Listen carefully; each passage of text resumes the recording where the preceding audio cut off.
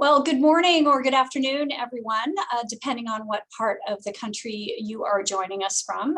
My name is Laura Jones, and I'm joining you from the morning time zone in Vancouver.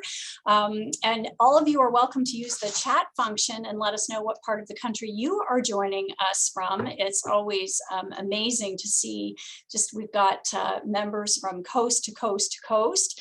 And I see many still signing off on as I'm talking. So why don't you just let us know in the chat function where you're coming from. I see BC's in the house and Ontario, Kitchener, Wolfville, Nova Scotia, Ontario, Hamilton, Nova Scotia, Winnipeg, Edmonton, Regina.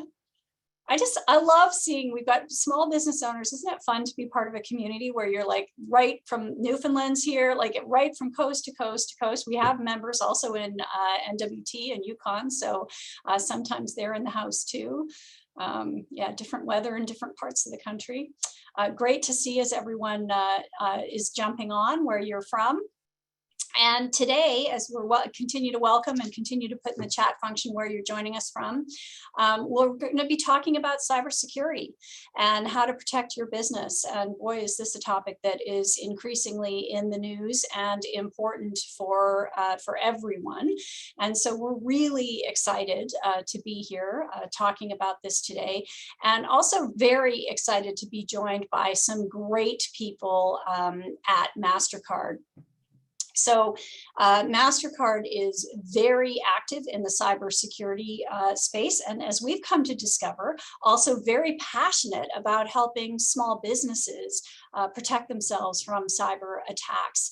And so earlier this week, we announced that we have a partnership with Mastercard. We're going to be putting together some fantastic online modules and content so that you can use that to both come up the learning curve for yourselves and also to help with employee training around cybersecurity.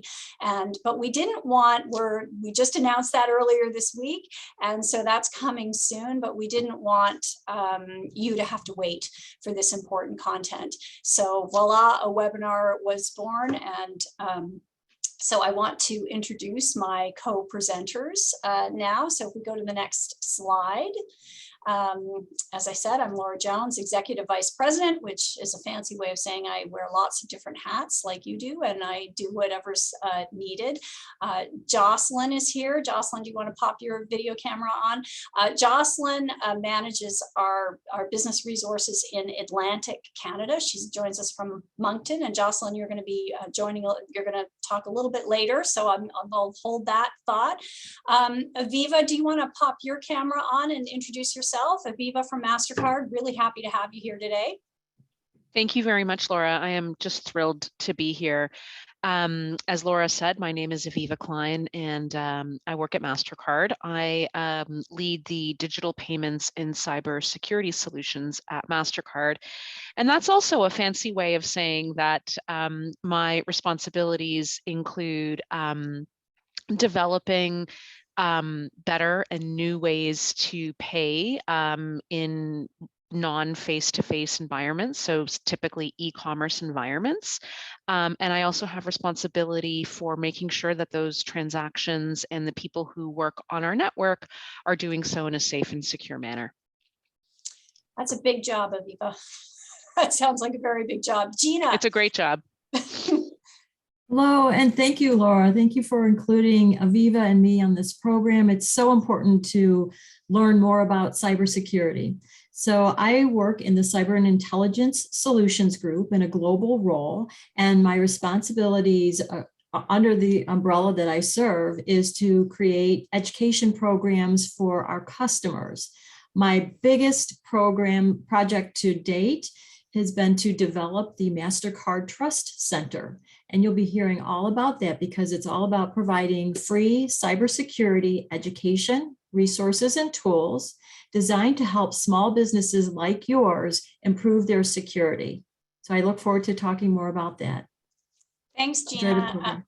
And we look forward to hearing more from you in a minute. We've also, as our regulars know, and if you're first time to one of our webinars, welcome. For our regulars, you know, we often have people in the background helping to answer your questions. And so I'll just clarify now before we get going that there is a chat and a Q&A box that you'll see at the bottom of your screen.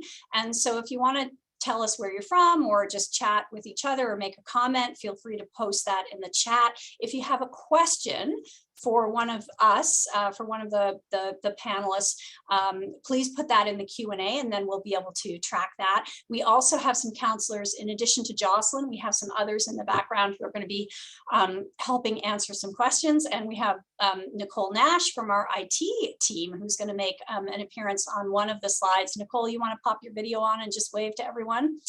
And so we'll be hearing from Nicole also on one slide. And Nicole is awesome. She actually used to work in Vancouver with me and was on the advice line for many years as well.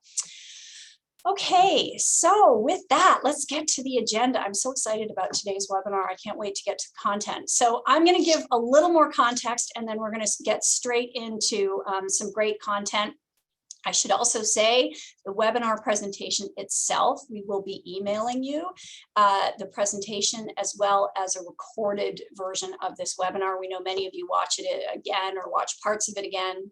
Many others watch it after the fact. So you will get that recorded webinar, but we'll also put, Alexa just put in the chat, the slide deck. So you can download it there, but we'll also send it to you if you don't want to fuss around with downloading at the moment.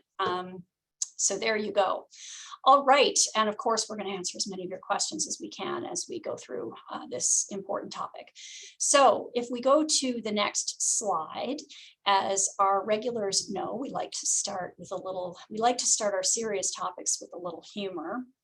And as I was looking at this quote, I was thinking, this one actually would be a great one to post for employees and as a reminder to ourselves, right? That for those who have employees. And so just a little humor helps remind, and we're going to talk about the importance of passwords through the webinar. So you'll hear more about that in a minute. And on the next slide, our cartoon humor. So we're hopefully going to make you feel a little more prepared than this before we go in. But actually, maybe now, Alexa would be. I know I plan to do it a few slides from now, but I think I'm going to do the poll now and ask people how they're feeling about their cybersecurity. So if you could answer the poll, that would be great. So how confident are you that you can protect your business against cyber attacks? From I know my stuff, I'm very confident, and to I feel totally lost, not at all confident. Just to get a little temperature take before we get on with the content.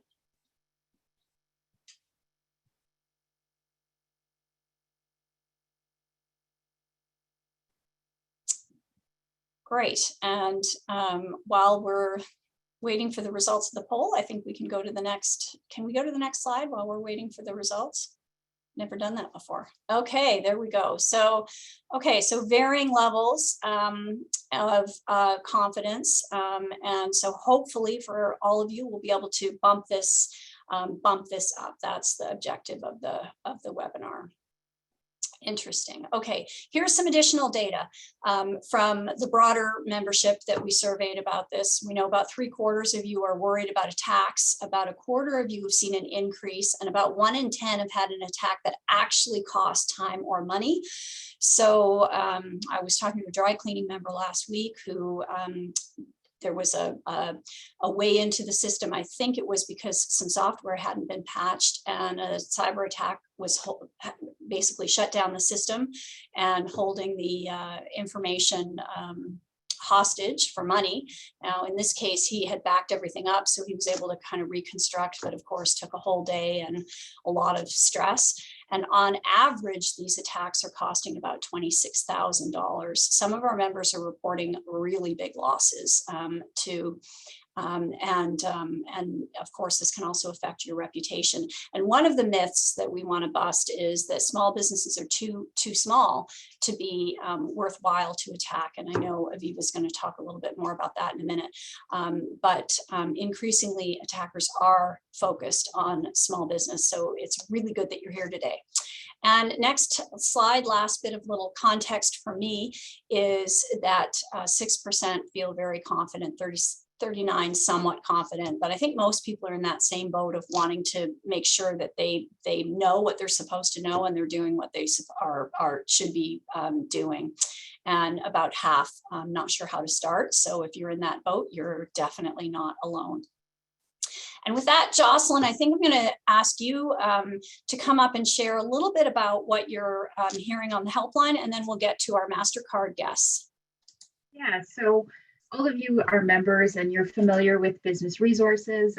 We take calls and we take emails from you. We like to work with you directly, and thank you. I'm sure a lot of you, we've had a chance to talk in the past, but I really wanted to point out that this is not something that is unusual these days. In fact, like we actually got a lot of stories from members that show that cyber attacks isn't just taking your money, it's also taking your selling days, your time, and it's creating anxiety. And I was actually speaking to a member very recently who has a knowledge-based business, and he told us that if their physical office was to burn down, that they could actually resume most of their business within 72 hours.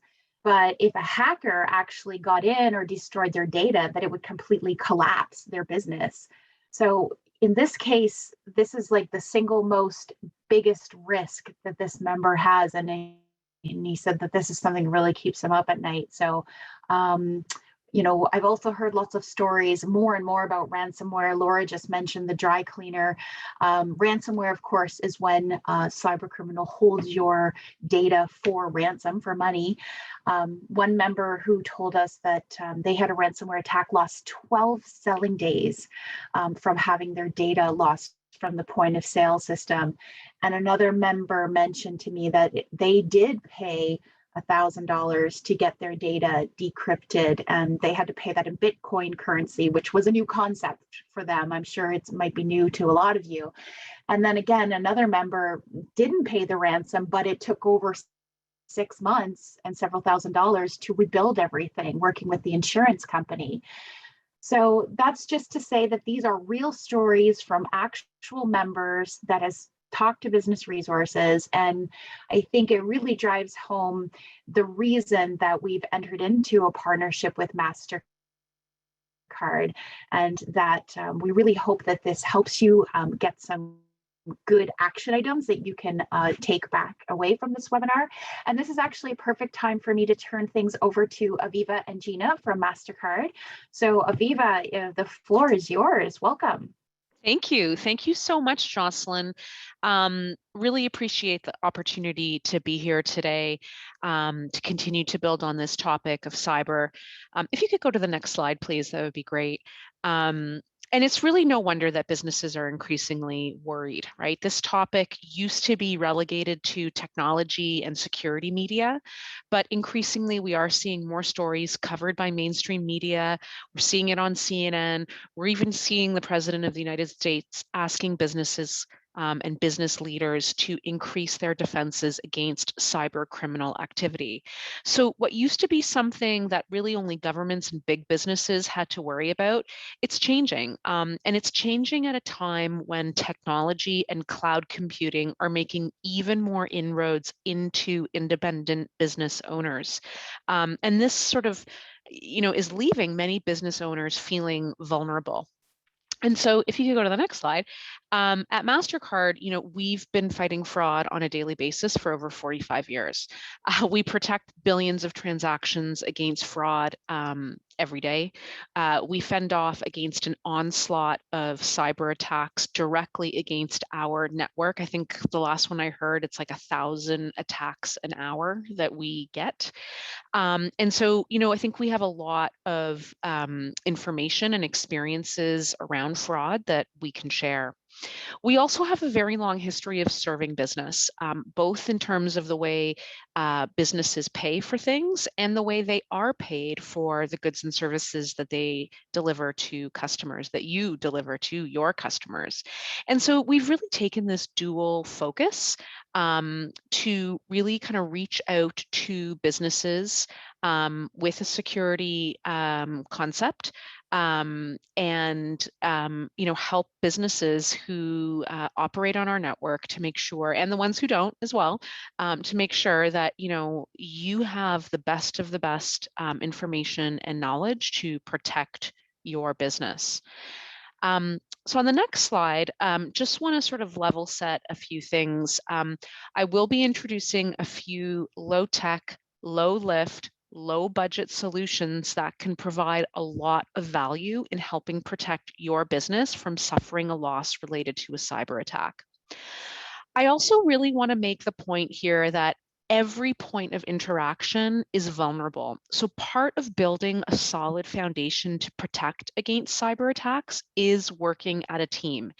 Each person that works for you or with you, or each person that interacts with your business, needs to be as aware and vigilant of this threat as you are, the business owner.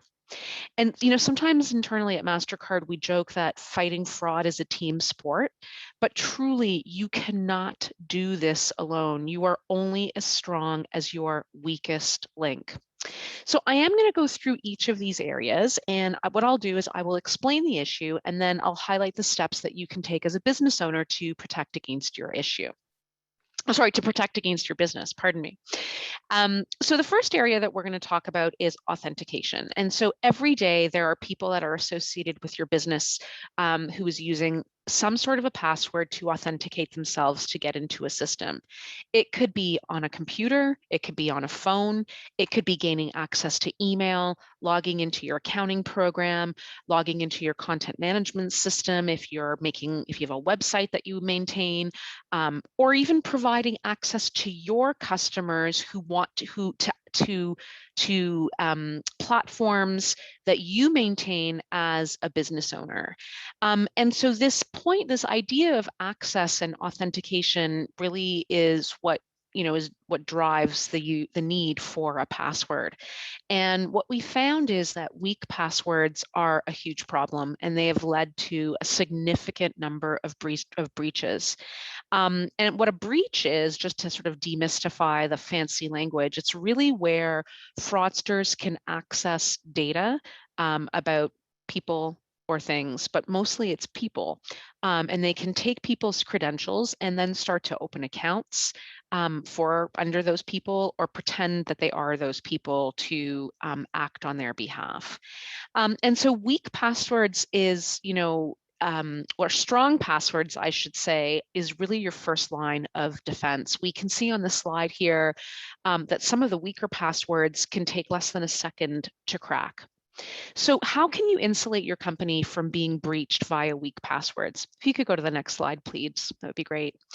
So I think first and foremost, it's about setting a strong password policy for your company.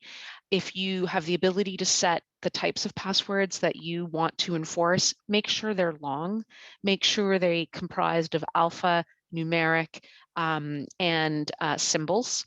Anything that you can do to ensure that you have strong passwords is important. The other important one is not to reuse passwords. So for example, if you have a billing system that you use and a content management system that you use to update your website, don't use the same password. If you get hacked and breached on the content management system, they'll be able to know that your company, I'm just making it up, uses ABC123 as the password, and you can pretty much bet that they are going to be hunting for all the other software that your company uses, and they're going to be trying to use that password. So by having different passwords, it really stops the criminal activity from sort of being a contagious effect in your business. When you're purchasing software, if you are working with a company that can enable two-factor authentication, definitely request being enabled for two-factor authentication. And again, to demystify what two-factor authentication means, it's really asking for two pieces of information before you gain access. So you might have your password, and then your phone might light up and they may ask you for a one-time password or a challenge question or something of that nature. So having this ability to have multiple factors beyond the password, identifying who you are to make sure that you really are the person who has the right to enter into, gain access into these particular solutions. There are a couple of other little solutions that I want to talk about. There is a third-party website called Have I Been Pawned, which I would highly recommend you take a look at. All you need to do is put in your email address. It will tell you how many times your email password has been breached, and how many times and by who and when. And it's a really good litmus test to understand when I should be changing my password. The other comment that I'll make is around a third-party solution called 1Password, which is a small little widget that it's a subscription, and it's you subscribe to it, and it helps you generate passwords for the areas that you want access to. And so they are going to be those really long, nasty looking passwords that nobody can remember.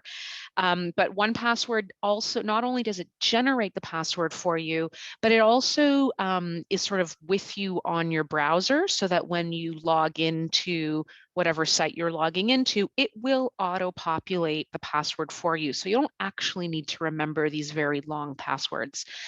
So definitely a very good investment in terms of authentication. So Aviva, I already getting some questions on the great content that you're presenting, and both Drew and Bernadette are asking about password managers, because I think one of the challenges, of course, is I think people are getting more familiar with this idea of you need a long, strong password, don't reuse your passwords. But of course, the practical challenge is that how do I remember all these passwords? And if I'm changing them all the time, and I'm busy, my husband was telling me, actually, he was just at a course, and one of their recommendations is if you've got a safe place to put them, you can actually write them down, that's okay to do that. And that's better than storing them electronically. But the question that's coming up is, just storing them in an unsafe way electronically. But is there, the question that's coming up from, sorry, so many questions coming in, I've got to go back up and look at the one that Jocelyn, but what about password managers? Drew was asking about that, and any advice? Yeah, I think password managers are gaining popularity. I think there is a lot more trust in password managers today than there was previously. So I'm a big believer in password managers. I'm not sure I want to condone writing the password down. Certainly not in anywhere digitally. No. I'll leave it up to the individual business owner if writing the password down, on a piece of paper is something that works for their business. Maybe it does. But I think the password, these third-party password managers are reputable and are good value for money. Great. And what about the autofill? That question is also coming up. When when the computer asks you, is it okay to remember this password on this computer? Any advice on that? The autofill, I think, is probably going to be a little bit more less secure.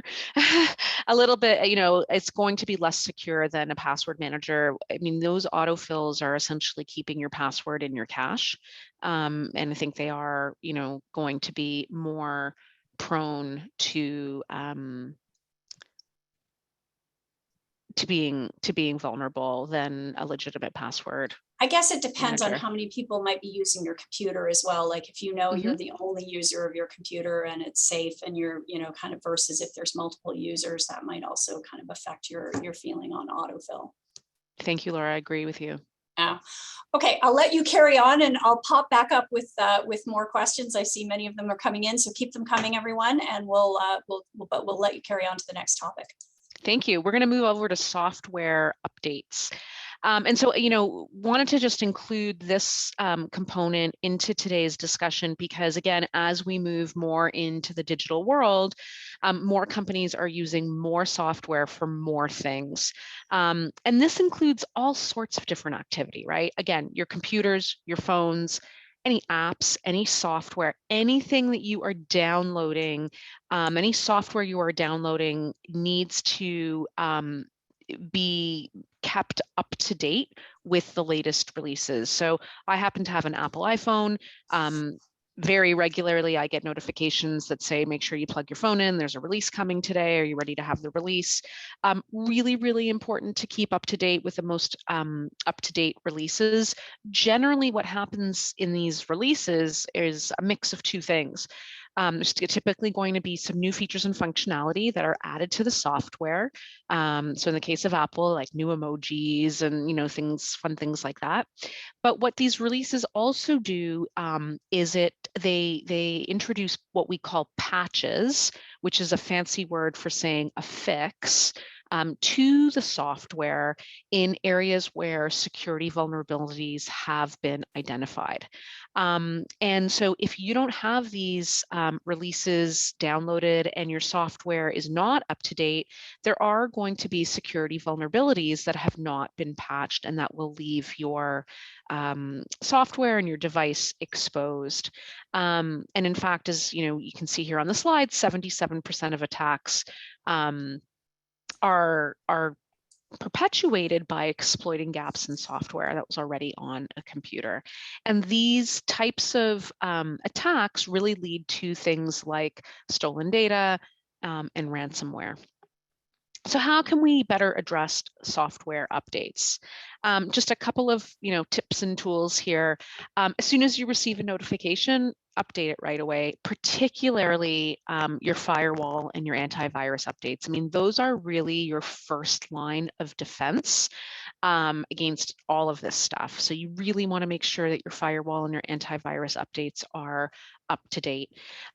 Many of software packages now have auto-enabled updates. So whenever you have an option to enable auto updates, would definitely take advantage of that. The other thing that you may want to consider is making a chart, right? Have a list. You can keep it right next to all your passwords if you want, if you're using the offline, modality there. But have a list of all the software that is being used across your company, both sort of, as a core function, but also any software that is on employee phones that has access to your core business is important. So list all of that software out, know when the last update was received for that software and when you expect to receive the next update. And another great opportunity or thing that you can do is to have one person, and of course as an independent business owner, that could very well be you, but have somebody who is responsible and accountable to manage updates for all computers and phones.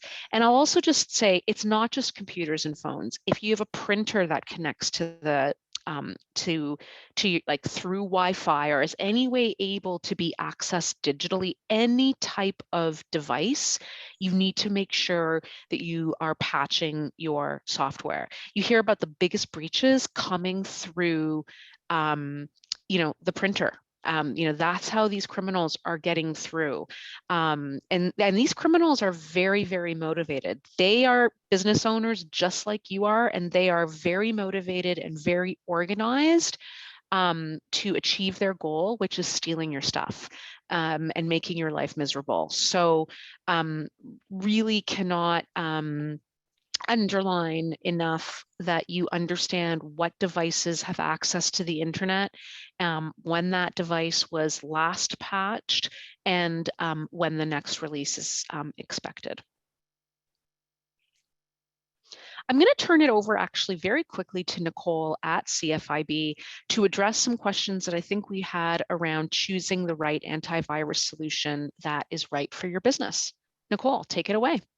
Definitely. Well, hello, everyone. I work in CFIB's IT department. And I know for most people, I know for myself even, buying this kind of software, like an antivirus software, is a little daunting because I may not really even understand exactly what the product does. So how do I know what to pick? And so it's not really surprising that for our small business owners, a lot of the questions we're getting are around which product should I buy for my company. Now, luckily, there's a lot of really reputable companies out there that offer this service. So it's not about picking from one of two or one of three. There's actually dozens of reputable companies out there. And you could even just go into your local computer store or software store and they could help you. But we wanted to give you a place to start. So when we went through this exercise recently, we went to what's called the Gartner Magic Quadrant. And what that really just means is it's a company out there that their entire job is to tell North America and small businesses that are going to buy these products, what are the strongest out there? And these are really the ones that they've said are the strongest out there and provide the best value for your dollar. Now, that's not enough in itself, as you really need to consider some other things when you're deciding which one to go. So if you're looking at any one of these, you want to start considering the cost per machine. If it's just you and a couple other computers, that ease of installation is going to be important. How do you manage it day to day? Is there support from the vendor?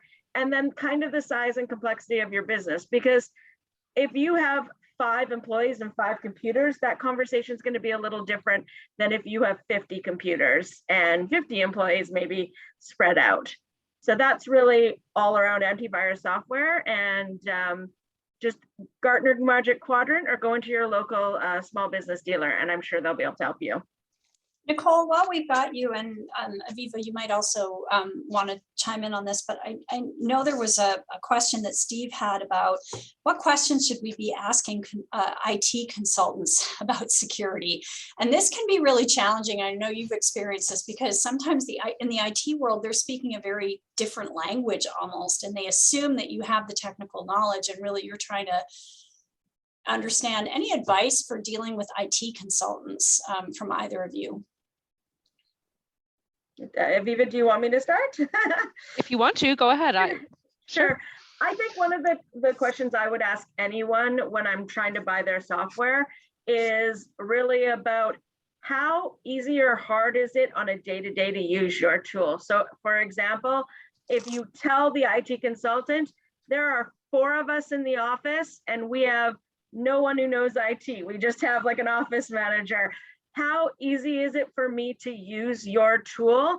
And is your tool going to give me an alert? And what do I do afterwards? It's kind of the step-by-step process, because it's all well and good to install one of these on an antivirus on your computer. But if you don't follow up with those next steps, you may end up still being in danger. So it's just about that part of it, is the ease of installation, and then how do you manage it day to day.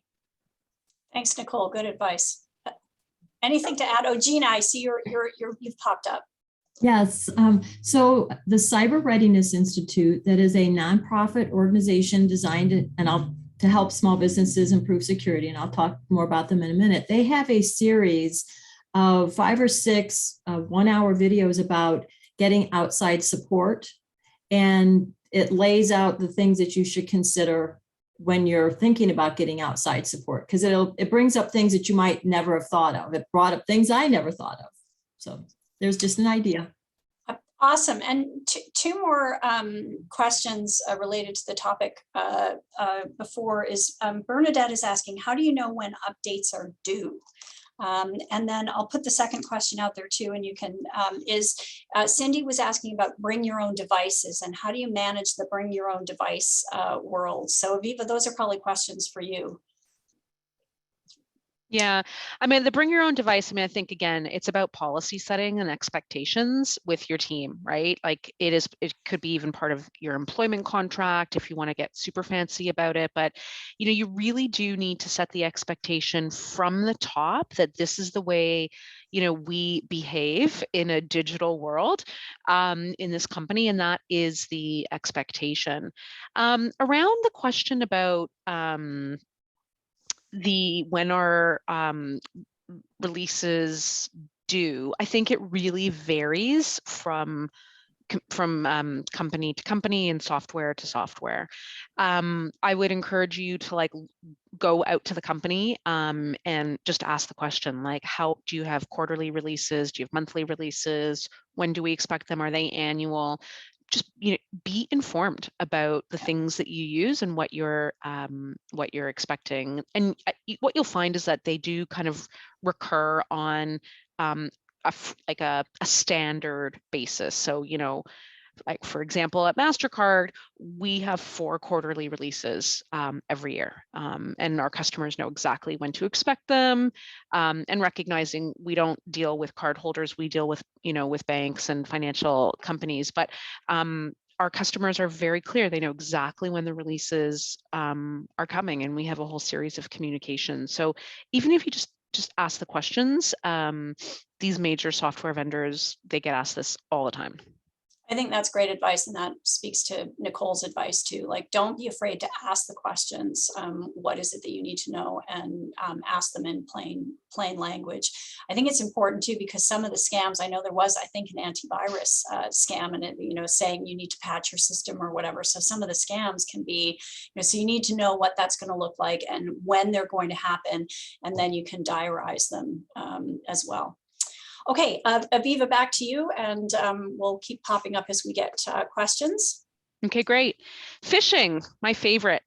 So phishing is a cyber attack, right, that uses disguised email or text as a weapon. And the goal of phishing is really to trick you into believing that the message is something that you want or need.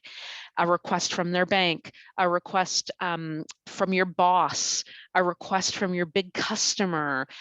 Again, these are professional fraudsters who are doing their due diligence before they perpetuate a crime. And so, you know, there's phishing, and then there's actually something called spear phishing, where phishing is just like a general, I'm going to like throw out that random text and hope, you know, as many people as possible click on it. And then there's spear phishing, where these cyber fraudsters are taking the time to research you and are addressing you by name and maybe know things about you that have either been socially engineered or you know, gotten through some sort of a hack or a breach. Very, very, very specific types of salutations in spear phishing. And their goal really, as I said before, is to trick you. They are going to think, they're going to, you know, like I got one the other week. Mastercard actually has a program where they test us and they try to trick us into clicking on what are supposed to be phishing, but when you actually fail and you click on the link, it sort of says, you know, phew, this was a test, but if it was real, this is what could have happened. And this particular one was from my boss, and it said something like,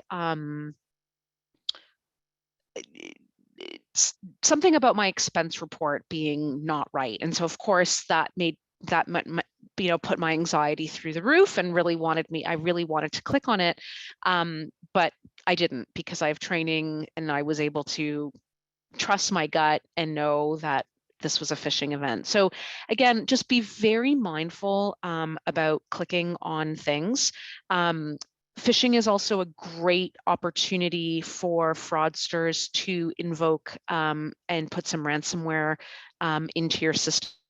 Typical ways that ransomware situations take place. So if we could move to the next slide, talk a little bit about some of the solutions that are in place. So talked a little bit again about firewalls. So a commercial network firewall is an excellent line of defense against phishing. It will scan inbound emails for spam and malicious emails to protect your company against any potential threats. There are also some common telltale signs that an email is a phishing email. You can hover over the name, and I think in the example here, you can see it here. It says Team Netflix. Just, you know, we know that that's not how Netflix refers to themselves. And so it's these small little items that are going to make the email look just a little bit off, and should get your spidey sense up to not open or click on anything that looks suspicious. I will say, like, you know, if you are doubtful, delete. You can always call back that person, email that person that you think sent that email, or you don't even have to delete, but email the person directly first. Call them and say, I've got this email, looks a little fishy. Did you actually send this to me? We're hearing a lot about that. There's also a couple of other tools that I want to just make reference to. There's this nomoreransom.org. This is a solution. This is a group of people who've put together resources for individuals and businesses who are being held for ransom. They have a whole bunch of public keys and best practices to help get you out of a ransomware situation.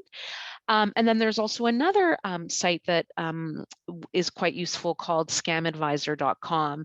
And what scamadvisor.com is, it's a service that you can put in the URL and it will tell you if this is actually a legit URL or a scam URL. Some other things that you can be doing to protect against phishing. So as I mentioned, Mastercard does have a challenge to employees.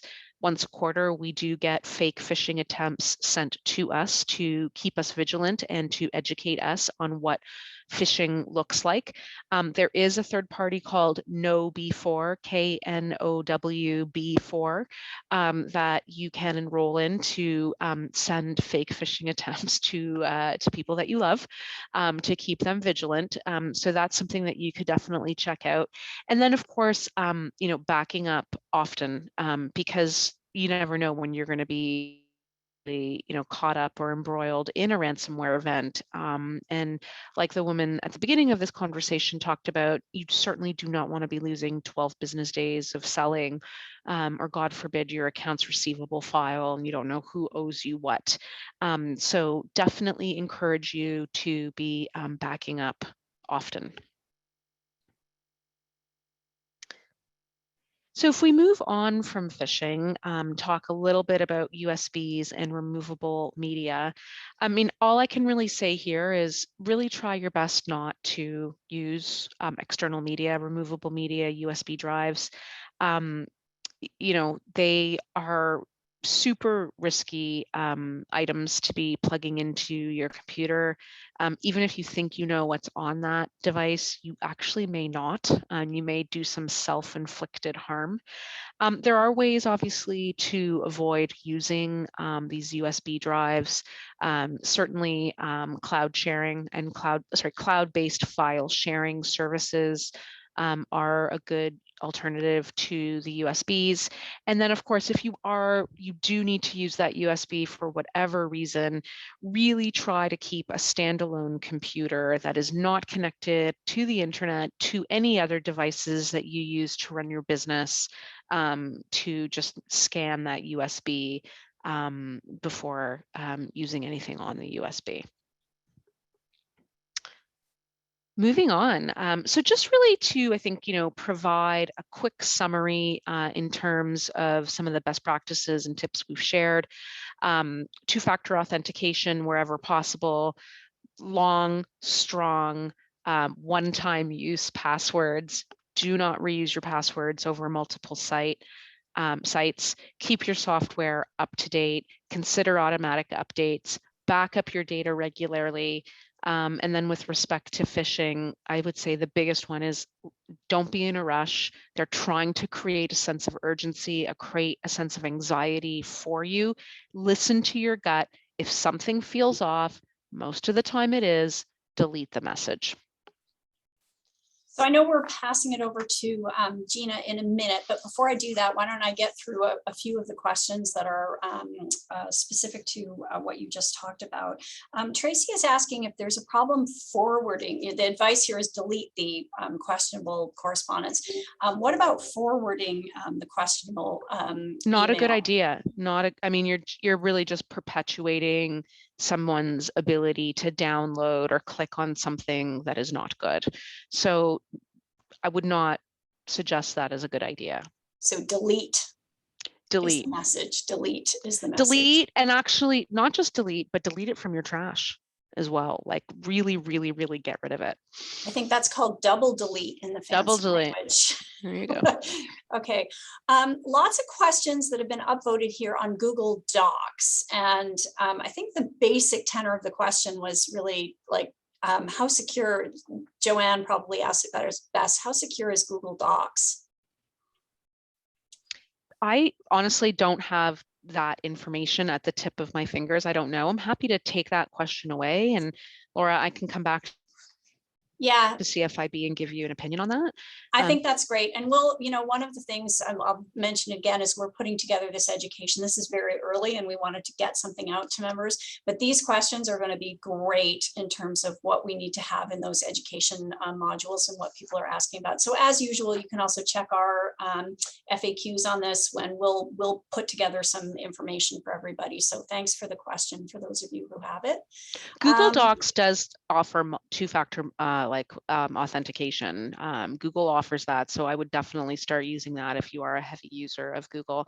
Laura, if you send me that email, if you send me that question, I can take it offline and provide CFIB with a response.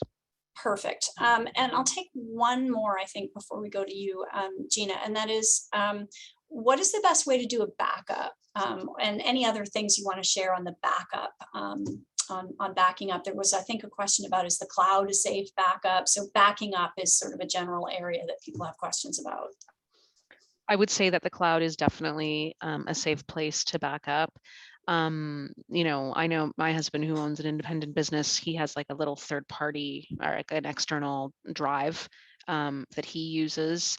So I would say both of those are good options. Gina, do you have anything that you want to add on that one? I would say the same. Everything that I've read says the cloud, and with a good solid cloud service, is the best route to go. Plus, then if there's, say you put it on an external hard drive and you leave that, with your computer, then it is, if you have a fire, you've lost everything. If you put it on the cloud, it's there. Right. Okay, great. And of course, cloud-based systems, I mean, they are also investing a whole lot, I imagine, in their own cybersecurity. So yeah. And again, that two-factor authentication, again, making sure that you really take advantage of all the solutions that these cloud-based companies have for you to protect your security, you should be using. Yeah, great. Okay. I'm tempted to take one more, but I'm not going to. I'm going to get to you, Gina, and then there's a few more questions that we'll hit right at the end. Excellent. So let's look at the slide before that, because it's sobering. Okay, 95% of cyber breaches are caused by human error. Most people think, oh my gosh, we're doomed. We're never going to make it. But the beauty of this is that everything that Aviva just talked about is part of the actions that you and anyone involved in your business can take to decrease human error that causes cyber attacks. So it's good news. You can take control of this with your business. So I'm here to give you some resources that are free and easy to use that you can use to improve the security of your business. So the first one I'd like to tell you about is the Mastercard Trust Center. So we developed the Trust Center, and the whole idea came out back early in the pandemic when Mastercard saw the struggles that small businesses were going through. And we got really passionate about finding ways to help small businesses. So my project, because I work in customer education, was to create the Mastercard Trust Center. It provides free education, resources and tools, plus low-cost products. But right now there aren't any available on our Canada site yet, but there will be, that are designed to help you secure your business. And the way it is designed kind of matches with the first survey, where the survey asked, what level of cybersecurity expertise or confidence do you have? Well, we've matched the Trust Center to that concept. So you can go into the Trust Center, and if you don't know much at all, you can start with learning the basics. And if you know the basics already, you can skip that if you'd like and move to expanding your knowledge. And if you're really an expert in it, or you go through the whole site and you become more of an expert, then you can go to master your security. And each of those 3 learning journeys has 3 sections. The first one is cybersecurity core concepts. The second section is cyber attack methods. And then we have best practices and tools to help secure your business. And we have that site on the Mastercard.com site in Canada, and we have it available in English and in French. So if we could go to the next slide. So the way we have the content is based on content from Mastercard, but we also have content from trusted sources. And as I mentioned just a minute ago about the Cyber Readiness Institute, we also partner with the Global Cyber Alliance, and those are both global nonprofit organizations specifically designed to help small businesses get secure. And I'll share a little bit more information with that. So on the Trust Center, we have a variety of formats that we present the content. One that I would highly recommend that you look at, or listen to, I should say, are podcasts. They're called Mastering Security with Dr. Alyssa Abdullah, or she goes by Dr. J. And it's very narrow little cybersecurity topics, and her style is just very engaging, and they're so quick. But we also have videos of short and longer videos, and infographics, white papers, and also tools. So I encourage you to take a look at the Trust Center. And we will be providing this deck to you so that you can have the direct links. So the next one I'll talk about it just shortly is the Cyber Readiness Institute. As I said, they are one of our partners, and you can see by the topics that they cover, this is exactly what Aviva covered. And they will provide more information on these topics and suggestions on what to do. And they have all free a starter kit that is just a short run through these top risks. They also have a longer cyber readiness program that takes about 4 hours to go through, but it goes in much more depth.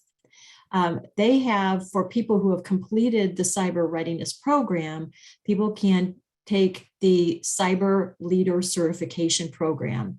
And either you as a business owner, or you can assign it to an employee, could go through that program and then become responsible for guiding policies, the way the policies form around cybersecurity, and helping people to improve the security. And they have a ransomware playbook as well. So it also helps you create that incident response plan. So what happens? You want to plan before about what you'll do if your business suffers a cyber attack. And then we also have the Global Cyber Alliance, and they're designed a little bit differently. They are focused a lot on free tools that you can get. And it's some things that can help you with your software updates and two-factor authentication and such. So it's really worth taking a look at. And both the Cyber Readiness Institute and the Global Cyber Alliance got together, and they created the small business training program on cybersecurity. It's 3 one-hour video lessons that you and your employees can use to help learn more about cybersecurity. So I really recommend those. And on the Trust Center, so the Trust Center not only has all of the links to the full Global Cyber Alliance and Cyber Readiness Institute's websites, but we also link out to specific content on there. So if you're looking for a two-factor authentication, you can go right to there from the Trust Center. So I think we're ready for questions. I think so. I just wanted to reinforce, Gina, you mentioned a bunch of great tools, and we're working with you on that, on another set of great tools that will kind of take the best of all of this content and put it in a really small business friendly, gamified kind of easy platform that will be great, I think, for employees and for business owners. So also stay tuned for that, and we'll keep you in the loop on how that is going, and obviously using lots of the questions that we're getting on this webinar webinar for that. I'm going to invite Jocelyn up. We're going to do like real rapid fire. We've got about 5 minutes left, and I'd love to get to as many questions as we can from our members. And Jocelyn, I think you can help, and Aviva, if you can come back, you can help answer some of these questions. Jocelyn, you maybe have some you want to put forward, but I want to make sure we get to this one. And this one came actually before, when we asked for your questions before the webinar, so we can try and hit as many as we can. And one question I thought was good was, okay, if I can just do one thing, I'm paraphrasing a little bit, but what's the one thing that I should start doing or could start doing right now to make this approachable? That would be safe passwords. Safe passwords are passwords are the barrier to people getting into your systems. And if you have safe passwords, and if you, just as Aviva said, if you don't reuse passwords for multiple accounts, that's your first line of defense. But a very close number 2 is to patch your systems. Do those system updates, because those system updates also include security patches. And in fact, I have an example. There was a huge hacking incident that happened primarily in Europe, and it happened after Microsoft issued a big patch to their systems.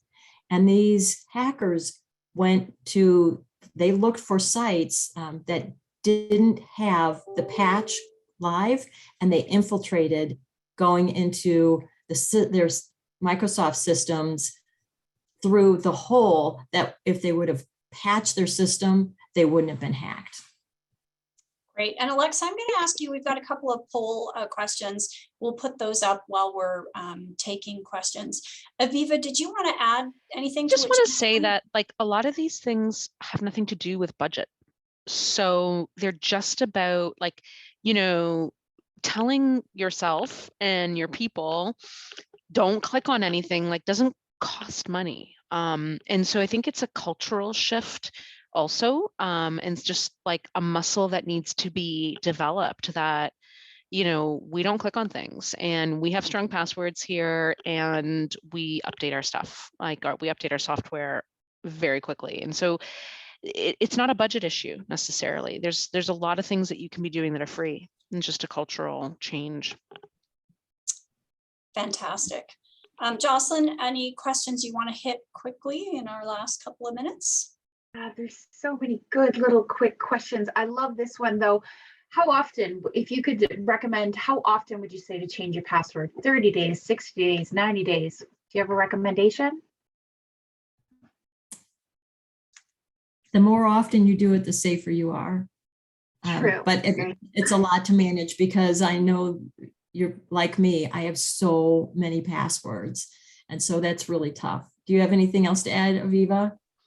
I totally agree. I mean, to me, I would highly recommend a password manager. It's just, as business owners, you have so many things on your minds. Like, you know, remembering your password is the last thing you want to do. And then, you know, God forbid you need to call somebody to reset the password because you forgot it. Then you're like, you know, really using precious time away from your business to do something that is sort of low value work, right?